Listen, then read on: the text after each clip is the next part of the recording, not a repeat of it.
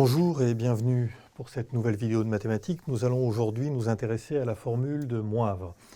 Alors Moivre, on dit formule de Moivre en français. En fait, il s'agit de Abraham de Moivre, né en France à Vitry-le-François de mémoire en 1667 et mort à Londres en 1754. Je l'énonce, quel que soit n dans grand Z, quel que soit x réel, cos x plus i sin x, le tout à la puissance n, est égal à cos nx plus i sin nx.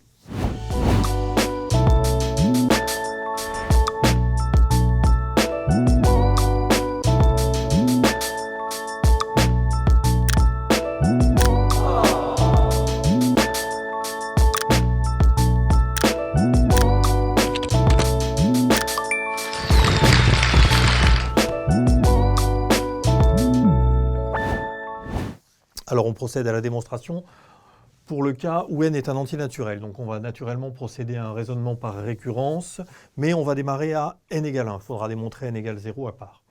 Donc le prédicat est vrai pour n égale 1. En effet, cosinus x plus i sin x à la puissance 1, c'est cos x plus i sin x. Et c'est donc évidemment égal à cosinus 1 fois x plus i sinus 1 fois x. On procède naturellement au raisonnement par récurrence, donc on va s'intéresser maintenant à la deuxième partie de ce raisonnement, l'hérédité. Donc soit k appartenant à n étoiles, on suppose le prédicat vrai pour n égale k, id est cosinus x plus i sin x à la puissance k égale cos kx plus i sin kx, que on peut appeler l'hypothèse de récurrence. Donc on va démontrer sous cette hypothèse que le prédicat est vrai pour n égale k plus 1. Donc cos x plus i sin x, le tout à la puissance k plus 1, donc on modifie un peu cette écriture de manière à faire apparaître les conditions d'utilisation de l'hypothèse de récurrence, évidemment. Bon, là, c'est assez simple. Ça fait cos x plus i sin x à la puissance k multiplié par cos x plus i sin x. J'utilise alors l'hypothèse de récurrence, qui nous fait cos kx plus i sin kx fois cos x plus i sin x. Donc là, naturellement, je distribue cos kx, cos x, i sin kx, i sin x, donc i carré moins 1, moins sin kx, sin x. Donc j'obtiens cos x, cos kx, moins sin x, sin kx. Et ensuite, je mets i en facteur. I facteur de cos kx, sin x, plus sin kx, cos x. J'utilise ensuite la formule de trigonométrie bien connue, que vous connaissez depuis l'année de première. Cosinus a plus b. Cosinus a plus b, c'est cos a, cos b, moins sin a, sin b. Donc autrement dit, on trouve là naturellement cette chose-là est égale à cosinus kx plus x, autrement dit cos k plus 1 x. Et ici, j'utilise la formule sinus a plus b. Sinus a plus b, c'est sin a cos b plus sin b cos a. Donc, sin a cos b plus sin b cos a, qui est égal à sinus a plus b, à savoir sin x plus kx, donc i sin k plus 1 x, ce qui est précisément le prédicat pour n égale k plus 1. Donc de l'axiome de récurrence, il appert du verbe apparoir, on a le droit de l'utiliser.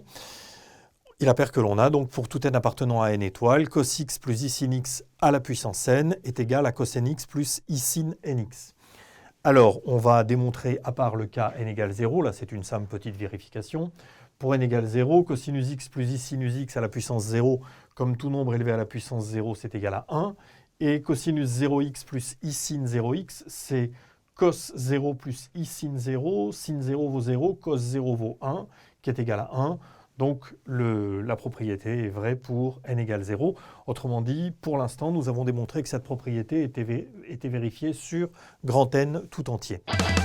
Bon, je procède maintenant à la fin de la démonstration. Donc pour ce faire, je prends n dans z moins étoile, à savoir n entier strictement négatif, et je me ramène au cas précédent, en posant m égale moins n, ruse classique, puisqu'à ce moment-là, m est un entier naturel. En effet, n étant strictement négatif, son opposé est strictement positif, donc il est positif.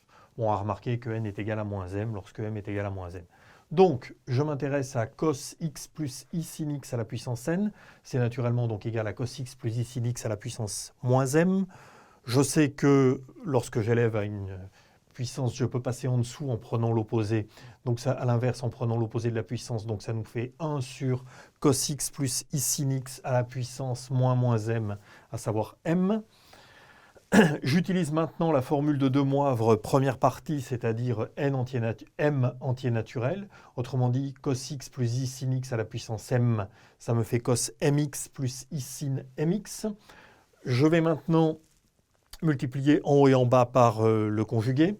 Donc ça nous fait cos mx moins i sin mx sur le module au carré de celui-ci qui est égal à cos carré mx plus sin carré mx.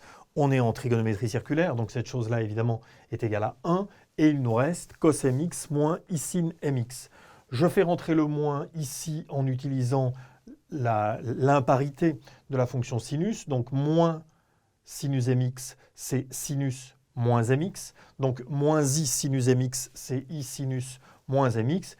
Et évidemment, le cosinus étant pair, cos mx est égal à cos moins mx. Bon, je réarrange tout ça. Cos x plus i sin x à la puissance n est donc égal à cos moins mx, donc cos nx, plus i sin moins mx, donc plus i sin nx. Voici donc démontré la formule de Moivre pour tous les entiers. Alors, on va voir une première application. On généralisera ça un petit peu après. Donc, cos x plus i sin x au cube, j'utilise la formule de Moivre, c'est cos 3x plus i sin 3x.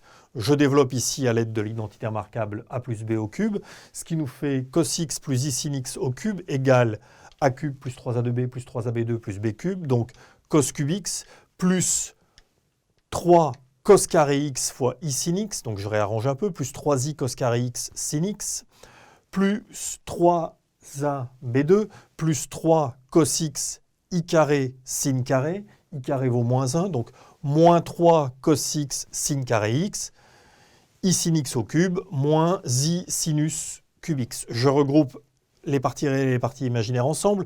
Cos cube x moins 3 cos x sin carré x, plus i facteur de 3 cos carré x sin x, moins sin cube x.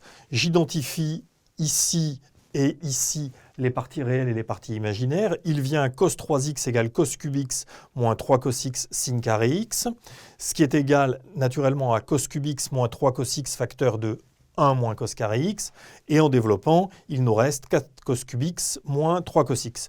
Je procède de la même manière sur les parties imaginaires. Sinus 3x est égal à 3 cos carré x sin x moins sin cube x. Je remplace le cos carré x par 1 moins sinus carré x, et il reste 3 sin x moins 4 sinus cube x. Donc ce que j'ai fait là, c'est le contraire d'une linéarisation. Je n'ai pas exprimé cos cube x en fonction de cos 3x et de cos x, mais a contrario, j'ai exprimé cos 3x en fonction des puissances de la fonction cosinus x et sin 3x en fonction des puissances de la fonction sinus x. Donc on peut maintenant généraliser ce résultat. Nous nous étions contentés de travailler à la puissance 3. De manière plus générale, cos nx plus i sin nx est donc égal, formule de Moivre, à cos x plus i sin x à la puissance n. Je peux donc utiliser ici la formule du binôme de Newton. C'est donc égal à la somme de k égale 0 à n, des k parmi n, cosinus n moins kx, i sin kx, i sin x, le tout à la puissance k. Donc ici, ce qu'on peut regarder, ce sont les parties réelles. Et donc, ces deux nombres étant égaux, ces deux nombres complexes étant égaux, leurs parties réelles sont égales. C'est ce qu'on a fait pour cos 3x. Et donc, on s'interroge sur la possibilité d'exprimer cosinus nx de manière générale en fonction d'un polynôme en cos x. Donc, pour trouver la partie réelle ici, il faut que le i devienne réel. Il faut que la puissance de i devienne réelle. Et vous savez qu'une puissance de i est réelle si et seulement si la puissance est paire. I carré, i puissance 4, i puissance 6, etc. Donc autrement dit, cette chose-là, ce membre-là est réel si et seulement si k égale 2p. Donc la partie réelle d'une somme étant égale à la somme des parties réelles, il vient en identifiant les parties réelles que cosinus nx est égal à la somme 2p variant de 0 à n, on n'a pas le droit de dépasser n, des 2p parmi n, cosinus puissance n-2px, i puissance 2p sinus puissance 2px. C'est donc la somme p variant telle que 2p reste entre 0 et n, des 2p parmi n, cosinus x à la puissance n-2p. Alors, i puissance 2p. I puissance 2p, c'est i carré à la puissance p. C'est donc moins 1 à la puissance p. Et de la même manière, sinus x à la puissance 2p, c'est sinus x au carré, le tout à la puissance p. Or, sinus carré x, c'est 1 moins cos carré x. Et il nous reste donc 1 moins cos carré x à la puissance p. Eh bien, on l'a, notre polynôme en cosinus x. Et donc, la généralisation de la formule qu'on avait obtenue précédemment, à savoir que cos nx est égal à tn de cos x, où tn est un polynôme, on verra pourquoi on le note t. Vérifiant tn, c'est la somme pour p variant tel que 2p reste entre 0 et n, des 2p parmi n, moins 1 puissance p, x à la puissance n moins 2p, 1 moins x carré à la puissance p. Alors pourquoi t? Parce qu'en fait, cette famille de polynômes, cette suite de polynômes, porte un nom. Il s'agit des polynômes de Tchebychev, du nom du mathématicien Pafnuty Tchebychev, je dois prononcer mal. Donc, on peut s'intéresser aux valeurs des premiers polynômes. Alors, on le vérifie rapidement, vous le ferez. T0 est égal à 1, T1 est égal à x. Par exemple, pour T1 égale x, on retrouve que cos x égale cos x. Et pour T0, on retrouve que cos x à la puissance, cos 0x, pardon, est égal à 1, c'est-à-dire le polynôme constant égal à 1. T2 est égal à 2x carré moins 1 et T3 est égal à 4x cube moins 3x. On retrouve ici la formule cos 3x égale 4 cos cube x moins 3 cos x.